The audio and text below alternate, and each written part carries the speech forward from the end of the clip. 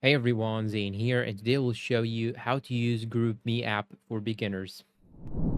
Now, here as you can see, we have the GroupMe app. This is its icon. When you simply click on it, it will ask you to create an account. So here in my case, I'll click on create an account. You can create an account by using your Google or continue with an email or Microsoft. I'm going to simply click on Google. Then you will have to choose the account that you want to choose or go with.